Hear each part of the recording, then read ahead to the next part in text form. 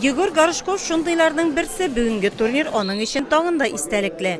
Спорт мастерлыгына кандидат булды яшь көрәшче. Елауыр мәктәбенең 10-нчы сыйныфында белем ала ул.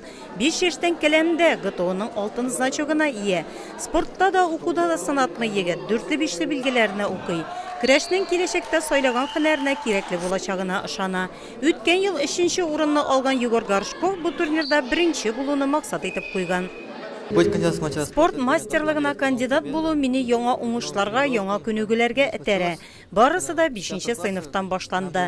Безгә матлар алып кайттылар. Көрәш белән шөгыльләнәчәксез диделәр. Мин шунда ук көрәшкә килдем. Киләчәктә мин Павловск спорт академиясенә укырга керергә телим, яисә гадәттән тыш хәлләр министрлыгында эшлисем килә.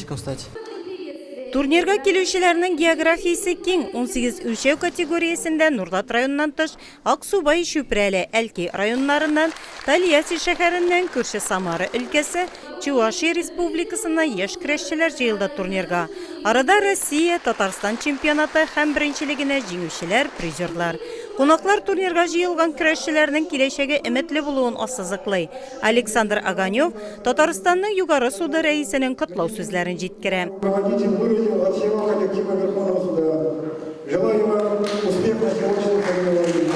Стала доброй традицией, которая объединяет наших ребят, девочек, мальчиков не только по республике и межрегионной. Мне очень приятно стоять здесь, рядом с вами, смотреть на блестящие глаза борцов, потому что я уверен, здесь стоят будущие чемпионы России, чемпионы мира, я думаю, в перспективе.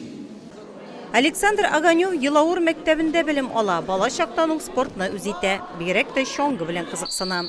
Впечатления очень приятные. Тәэсирләр көчле. Мин һәр елны бәйрәмгә кайткан кебек кайтам. Булар барысы да балалар өчен эшләнелә. Турнирны ачкан вакытта күрдек, биредә 2000 елга һәм аннан соң яшьрәк балалар җыелган. Мин бу балаларның киләчәктә үз юлларын табасына, көчле рухлы булуларына ышанам. Физик көчле булу аларга мәктәпне яхшы тәмамлап, чын кеше булырга ярдәм итәчәк. Физическую. Әлеге турнир быел 7-нче тапкыр үткәрелде. Бил алышу 2 келәмдә барды. Көрәшчеләр арасында нәфис затлар да шактый, егетләрдән калышмыйлар. Мин көрәш белән күптәннән шөгыльләнәм. Кайберәүләр аны малайлар өчен дип саный.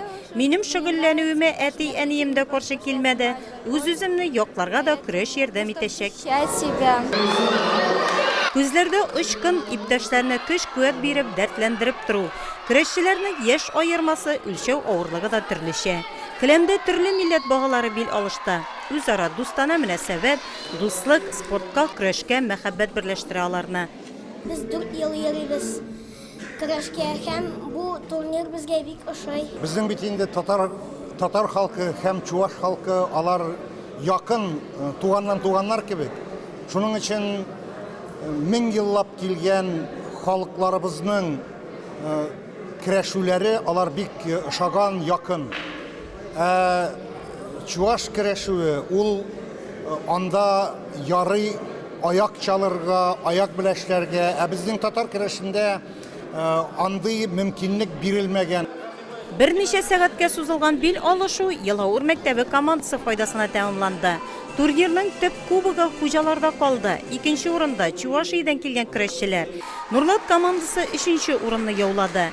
Егор Горшков куйган максатына иреште. Турнирда иң матур көрәш номинациясе буенча да бүләкләнде ул. Вилдан Сәйтов җиңүгә омтылыш, Дарья Муртазина исә иң яшь катнашучы исеменә лаек булды. Турнирда катнашкан 30лап көрәшчегә медальләр, призлар тапшырылды.